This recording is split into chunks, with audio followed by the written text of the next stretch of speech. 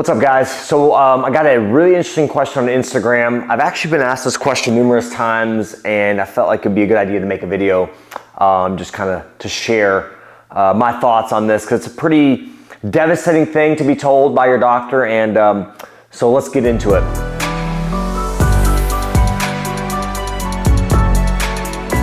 I don't want to say the guy's name. We'll just call him Bob. So I had Bob reach out on Instagram, and he said that he was training, got put in a Darce choke, a tight kind of choke. It wasn't really in there, but it kind of cranked on his neck. And he kind of ate the choke for a while. And then after, he started getting numbness and tingling and pain down his arm. It kind of freaked him out a little bit. So he actually did the right thing. If you ever have, numbness, tingling, weakness in your arm, you definitely need to go and seek medical attention as soon as you can. It's really important, because those are really things to play around with. So if you're having some kind of numbness, tingling, go see a medical provider immediately. He said once the roll ended, that he had numbness and tingling in the arm. It started to kind of resolve, but he had went to his doctor, ended up getting an MRI. And so the MRI showed that he had some wear and tear on the shoulder, some bulging discs in his neck, which isn't anything uncommon to find in MRI. So a lot of people have bulging discs on their neck, and some wear and tear and things from being active and injuries, and that kind of can stack up over the years. So nothing uncommon, nothing earth-shattering, nothing super out of the ordinary, some bulging discs and things like that. So basically he went to his regular doctor, and his doctor looked at the MRI, and they were like, it's okay, take about a month off and then get back to training. Just kind of the regular doctor. And there's also some advice there that I'll tell you. I don't know if that's the best advice to give someone, but we'll kind of get into that in just a second. So they said, take a month off and go back to training kind of as you want to. And then Bob actually had a family member who is a neurosurgeon. Now, a neurosurgeon is a doctor that specializes in nerves, the spine, and this is kind of their bread and butter. This is what they focus on. And so he talked to his family member, a neurosurgeon. The neurosurgeon said, you should quit training altogether. You should stop training right now. And so Bob kind of freaked out, and he's like, what the hell? Like, I love jiu-jitsu. Jiu-jitsu is such a huge part of my life. It's helped me in so many ways. It helps me stay active. It's good for my mental health. So many reasons why jiu-jitsu is such a valuable tool for Bob. And he's like, I don't want to quit training. So what do I do? So he reached out to me. So even though I couldn't give Bob any specific advice, I kind of wanted him to do one thing, and that's have a questioning attitude. So essentially ask questions. If a doctor comes up to you, or you go seek their advice, and they tell you to stop training, you should ask why. Why should I stop? Is it a life or death thing? Will I lose function on my arm? Could I get paralyzed? Like, those are very serious things. But again, you should ask questions to get some clarification on what's going on, because a lot of physicians and therapists have no idea what jiu-jitsu is, and they just see that, oh, you're getting your neck cranked on or your shoulder cranked on, you should just quit doing that. And I'm like, should you quit driving a car just because you may get in a car accident?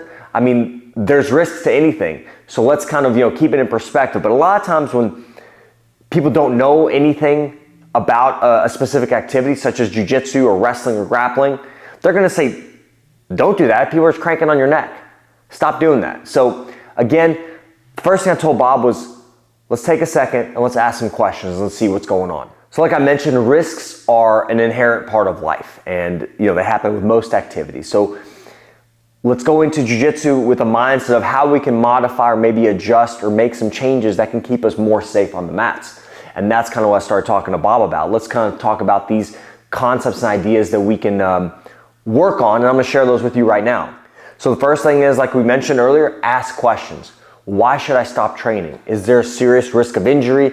Am I going to hurt myself permanently? What are some of the risks involved? And see if they can answer those questions. If they can't, you may want to go and talk to someone that has a knowledge of both the medical field and also of jiu-jitsu and grappling. That would be a great way to kind of get an idea, because they're going to know more about what you're doing and maybe how to do it safely.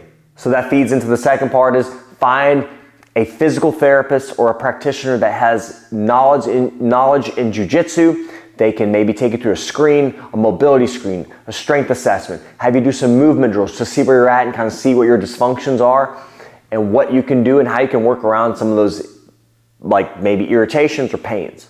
Get specific about your goals for training. Are you training to be a world champion? Are you training for just health and you want longevity on the mats? You want to be able to train long term in your 50s, 60s and beyond? Or are you just like going to go hard and try to win a world title? Like, what are your priorities? What are your goals for training? And if they're not to win a world title, then, you know, maybe modify how much you train. You know, maybe don't train 5-6 days a week. Maybe do 2, 3, 4 days a week. Something that feels good to your body. So modify your, like, how much you're training and your training intensity. That could be a great way to kind of, you know, squeeze more life out of your body.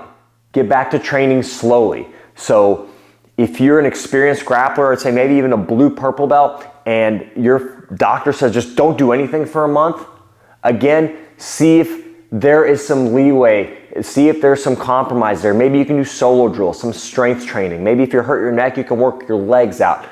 Whatever it is, maybe drilling in a controlled environment. See if there's something you can do to help keep your body moving, keep your body active. Don't just lay around for a month. That's not gonna do you any good. You're gonna get weaker, you're gonna get deconditioned, and it's not gonna help your injury. So getting some movement is helpful. Do something, just find out what that something is. It's gonna be dependent on you.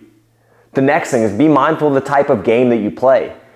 If you have a neck injury, maybe be selective on how much you invert or who you invert with. You know, that's gonna be something to think about. If you do a bunch of repetitive inverting and it hurts your neck, I'm not saying all inversions are bad, but if you're getting, you know, loading up and getting bent up and flexed up and it hurts your neck, then I would modify how you train. Maybe start working on different positions, working more of a top passing game, whatever that is, but try to modify your game to your comfort and what feels good to your body. It's a great opportunity to explore new avenues in your jiu-jitsu and to grow your game and expand your jiu-jitsu. Tap if you get caught in a crank. Tap if you get caught in a choke that's uncomfortable. Tap if you get caught in a position where you feel like your arm's getting ready to pop or get injured. Think longevity. Tap, reset, go at it again. No problem. It's practice. It's you know, you're learning. Don't feel like every roll is to the death, right? Tap, reset, go again, modify, you know, adjust, be aware of certain positions that might be uncomfortable for you, and go from there. Those are some solid ideas, you know, modify your training. The last one is take your recovery seriously. You know, take your rehab, your physical therapy, your maintenance seriously in your body. Do your mobility work, do things, you know, be accountable for those things, because those are a direct correlation to your longevity on the mats and your health on the mats. So if it's strength training, mobility work, stretching, after training, whatever it is, you know, follow those guidelines and have a medical provider that understands jiu-jitsu that can guide you in that process. You know, reach out to someone that does train jiu-jitsu or has wrestled at minimum, and also have, you know, knowledge as a physical therapist or a physician. They can help you out and they can kind of guide you in how you can be more safe on the mats. So I know this was a long video. If you have questions, guys, shoot me a message at jiujitsutherapist@gmail.com or comment down below. I'll try to get those answered. But this is something that's kind of devastating to hear from someone that you maybe trust in the medical field. But sometimes those blanket statements of just quit training because you might get hurt are really hard to take, and you got to have a questioning attitude. You have to ask questions. So hopefully this was helpful for you guys. Talk to y'all next time.